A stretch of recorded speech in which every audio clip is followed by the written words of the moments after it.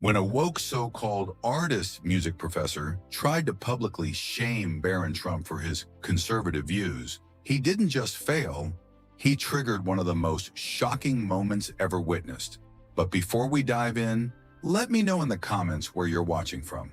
The tension was immediate as Barron Trump walked into Professor Skylar Jensen's advanced music class at one of America's elite universities.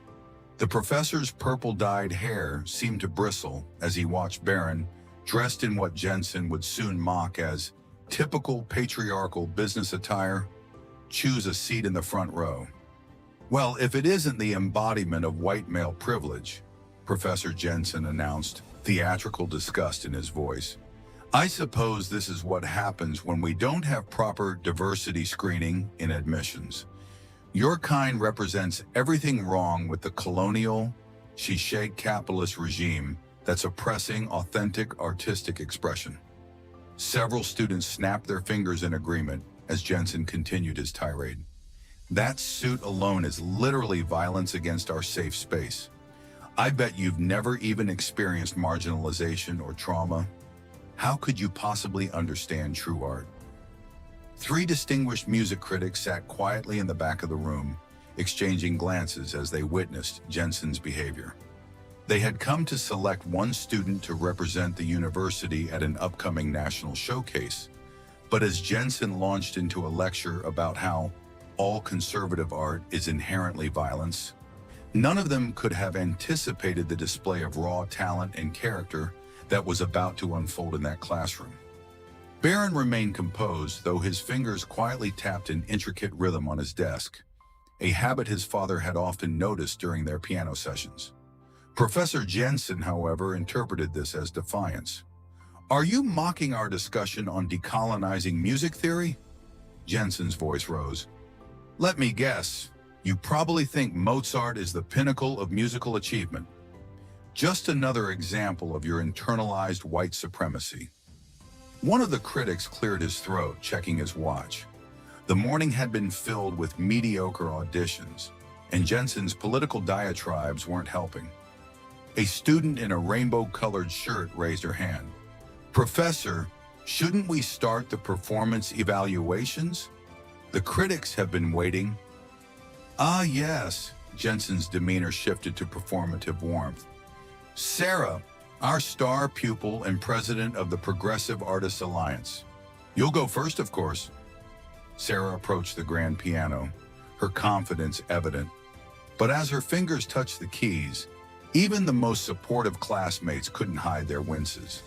The piece, a simplified version of Chopin's Nocturne, came out mechanical and hesitant.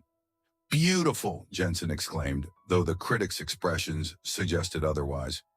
"You see, this is what authentic, liberated artistic expression sounds like, not bound by the oppressive constraints of so-called proper technique." Barron's fingers had stopped tapping. His eyes were fixed on the piano, noting every missed note, every rushed passage. A slight frown crossed his face, not of judgment, but of genuine concern for how the instrument was being handled. Three more students performed, each one chosen specifically by Professor Jensen for their commitment to social justice. Each performance was met with enthusiastic praise from Jensen, despite the increasingly visible frustration on the critics' faces. "Professor," the lead critic finally interrupted, "perhaps we should open the auditions to other students as well?" Jensen waved his hand dismissively. "Oh, but these are our most enlightened performers. They understand that music isn't about adhering to patriarchal standards of excellence, but about expressing lived experiences in—" "I'd like to try," Barron's quiet but firm voice cut through Jensen's monologue. The classroom fell silent. Jensen's face contorted into an exaggerated expression of shock, his purple hair seeming to bristle even more. "You?" Jensen's laugh was sharp and cruel. "And what could you possibly contribute to our artistic space?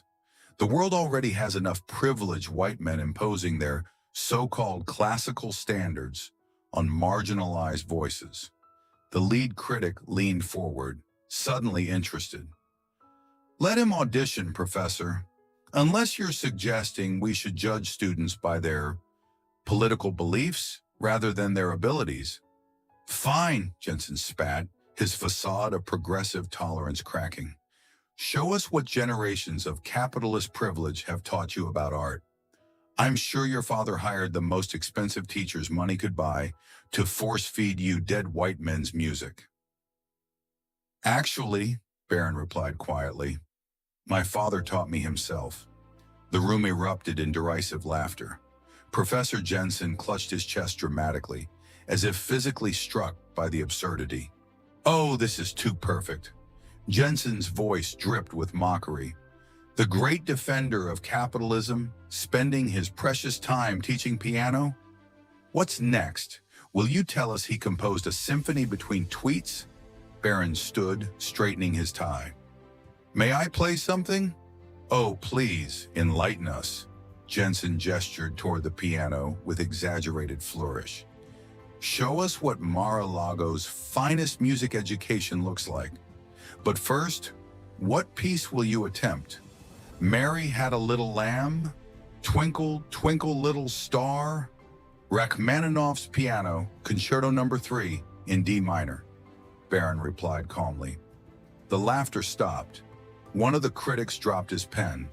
Jensen's smirk faltered for just a moment before returning with doubled intensity. That's one of the most technically challenging pieces ever written, Jensen sputtered, his voice rising. You can't just walk in here and claim you can play. Professor, the lead critic interjected, let him try. This is offensive. Jensen was nearly shouting now. To even suggest, this is cultural appropriation of the highest order. Rachmaninoff was a refugee from political persecution, and for someone like you to dare... Barron was already walking to the piano. Professor, he said softly, would you mind turning the pages for me? The look on Jensen's face was pure venom. I will not participate in this mockery of... But Barron was already seated, his fingers poised above the keys.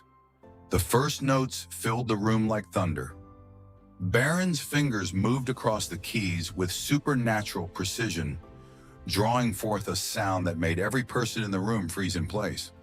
Professor Jensen's mouth hung open, his prepared speech about cultural appropriation dying in his throat. The piece's infamous technical complexity melted away under Barron's touch. Each phrase flowed with an emotional depth that even Jensen, in his state of shock, couldn't deny. Some students had their phones out now, recording the unexpected masterclass unfolding before them. This is impossible, Jensen whispered, more to himself than anyone else. There must be some trick. The lead critic silenced him with a sharp gesture, his eyes closed, drinking in the performance. Another critic was wiping away tears. Halfway through the first movement, Sarah Gunwach, who had performed earlier, grabbed her bag and quietly left the room, her face burning with embarrassment. Jensen noticed but couldn't even muster the energy to call after his star pupil. His eyes were locked on Barron's hands, watching technique that even he, with all his years of training, couldn't match. Professor, one student whispered, aren't you supposed to be turning the pages? But Jensen just stood there, his purple hair seeming less vibrant now, as Barron navigated the complex score from memory.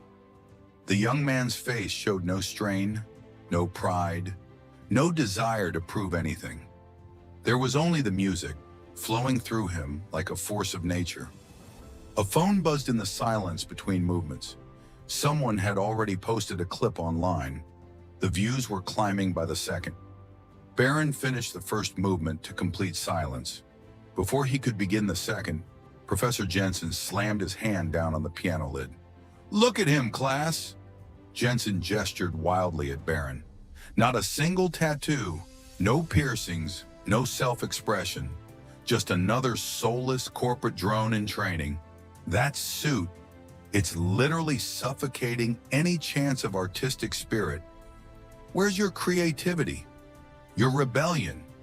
You look like a 65-year-old banker trapped in a teenager's body. Barron remained calm, his hands still positioned over the keys. I mean, seriously? Jensen circled the piano, his voice rising. No dyed hair, no meaningful accessories, not even one pride pin? In 2025? Do you even exist outside your father's shadow? Even your posture screams oppression, sitting there all straight and proper like some Victorian-era puppet. Several students shifted uncomfortably as Jensen continued his tirade. You think being technically proficient makes you an artist? Look at this class. These are real artists. He gestured to the students with their vibrant hair colors and expressive clothing. They understand that true art comes from breaking free from your pathetic conservative shell. But you're just a walking manifestation of the patriarchy in a $1,000 suit. Professor, the lead critic tried to interject, but Jensen was on a roll. Tell me, does Daddy make you practice piano between signing deportation orders? Did he teach you scales while plotting to destroy democracy? Or maybe you think playing Rachmaninoff will somehow make up for your complete lack of personality? Barron began the second movement despite Jensen's rants. The professor's face turned almost as purple as his hair. Stop playing, Jensen shrieked. I never gave you permission to continue. This is a direct challenge to my authority. You can't just... Professor, one of the critics interrupted firmly. The boy is playing magnificently. Perhaps you could demonstrate your superior artistic approach. Jensen's eye twitched. Fine. Move aside, you privileged little... He practically shoved Barron from the piano bench. I'll show you what real artistic expression looks like. Jensen cracked his knuckles theatrically and began to play. Or rather, attempted to play. His fingers stumbled over the keys, producing a cacophony that made several students wince. After butchering the first few measures, he slammed his hands down on the keys. This piece is inherently problematic anyway, he declared. It's a relic of Western musical imperialism. Real artists create their own... Professor, Barron spoke softly, your left-hand position is causing the tension. If you just relax your wrist a bit... How dare you? Jensen leaped up from the bench. You think you can teach me? I have 3 degrees. I've written papers on the intersection of musical theory and social justice. I've organized protests against the heteronormative structure of the classical scale. Perhaps, Barron suggested gently, you could try the passage again? Just relax your hand like this. He demonstrated the position in the air. The lead critic leaned forward. Yes, Professor. Show us how it's done. Surely someone with your credentials can handle a simple demonstration? The room went deadly quiet. Every phone was recording. Jensen looked from Barron to the critics, then back to the piano, his carefully constructed academic persona crumbling by the second. I won't be bullied into performing like some circus animal, Jensen stammered, backing away from the piano. This entire approach to music is fundamentally flawed. We should be focusing on decolonizing our musical spaces, not perpetuating. Got it, a student called out, staring at their phone. Professor Jensen's doctoral thesis was on the revolutionary impact of social media influencers on modern music culture, and his performance degree is from... Wait, is this right? That's private information, Jensen screeched, lunging for the student's phone. How dare you violate my digital safe space? Professor, another student spoke up. Isn't this you on YouTube? Why classical music is literally violence. A TEDx talk at the Universal Life Church Community Center. The critics exchanged glances. One of them was furiously taking notes. My credentials are not the issue here. Jensen's voice cracked. We're talking about the systemic oppression of... Please, Professor, Barron cut in, his voice still maddeningly calm. Try the passage again. Just relax your wrist. Focus on the music instead of the politics for a moment. You don't get to tell me what to focus on. Jensen was now fully unhinged. I bet you think this is funny, don't you? Coming in here with your actual talent, making a mockery of everything we've... He collapsed onto a nearby chair, his carefully constructed world crumbling around him. The purple hair dye was starting to run slightly from his sweat. The lead critic stood up. Well, I think we've seen enough to make our decision. Young Mr. Trump, your technique is... No! Jensen leaped up.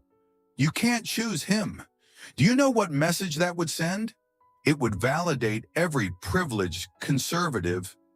Sarah, come back here and play again. Alexandra, someone, anyone. Professor, the critic's voice was ice cold. We're here to select musical talent, not make political statements. Everything is political. Jensen was practically foaming at the mouth now. His existence in this space is an act of violence. His perfect piano playing is musical colonialism. Barron turned to the professor. Sir, would you like me to show you that passage again? I really think if you just... Shut up! Jensen grabbed his leather messenger bag covered in social justice pins. You think you've won? This is exactly what's wrong with the system. Rewarding technical skill over lived experience, over authentic artistic expression. He stormed toward the door, then spun around for one final tirade. And by the way, your posture is too rigid. Your interpretation lacks intersectional awareness. And your tie is a symbol of capitalist oppression? With that, he stormed out, slamming the door so hard that his prized decolonized Mozart poster fell off the wall. One of the critics turned to Barron. I don't suppose you'd be willing to play the third movement for us? The corner of Barron's mouth turned up slightly as he returned to the piano. It would be my pleasure, though perhaps we should prop the door open? I have a feeling Professor Jensen might want to hear this from the hallway, where he's definitely not standing and listening right now. As Barron continued playing, the door burst open. Professor Jensen had returned, but not alone. Beside him stood Dean Harrison, a stern-looking man in his 60s. There, Dean Harrison, Jensen pointed triumphantly. This is the student I told you about, disrupting our safe space, imposing his privileged presence, and refusing to respect my authority. Barron didn't stop playing. The third movement of Rachmaninoff's concerto filled the room with even more power than before. The dean stood frozen, his eyes widening as he watched Barron's fingers dance across the keys. Professor Jensen, the dean spoke slowly, you brought me here to remove this student? Yes, Jensen nodded eagerly. He's a threat to our inclusive environment. He's mocking our progressive teaching methods and... Quiet, the dean commanded, holding up his hand. He didn't take his eyes off the piano as Barron continued to play. Professor Jensen, the dean's voice was dangerously quiet as Barron finished the piece. Would you care to explain why you wanted me to remove one of the most talented pianists I've ever heard from your classroom? But Dean Harrison, you don't understand. Jensen's voice rose frantically. His talent is beside the point. His very presence here represents a systemic... I've heard enough. The dean turned to the critics. Gentlemen, I apologize for this unfortunate display. I had no idea Professor Jensen was... He paused, searching for the right words. Creating a hostile learning environment? One critic suggested, holding up his phone. We have the whole thing recorded. His treatment of this young man was appalling. He's the hostile one, Jensen pointed at Barron, his purple hair wildly disheveled. With his suit and his talent and his refusal to acknowledge his privilege. Professor, the dean's voice could have frozen fire. In the 20 years I've led this institution, I've never seen such unprofessional behavior. Using your position to bully a student because of his politics, his appearance, his family? But Dean, our mission statement about diversity and inclusion includes everyone, the dean thundered. Even students who don't dye their hair purple or share your political views. Pack your things, Professor Jensen. Your contract is terminated, effective immediately.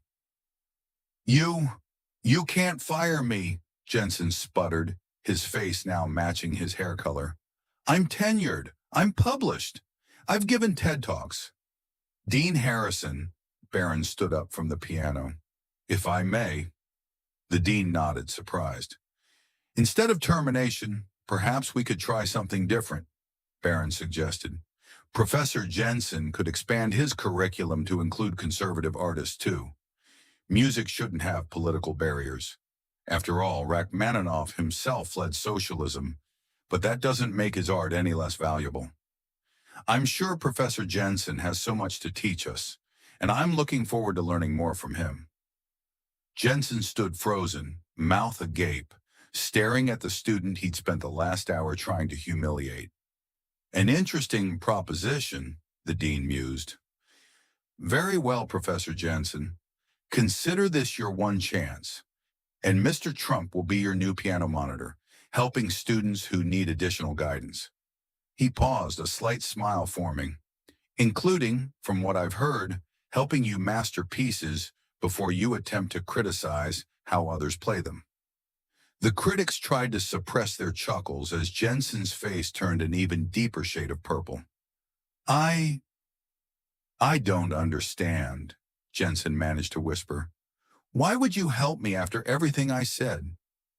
Because, Professor, Barron gathered his sheet music. Good music, like good character, doesn't care about political labels. And if you enjoyed this story about talent and forgiveness triumphing over prejudice, please comment down below. God bless you, and God bless America.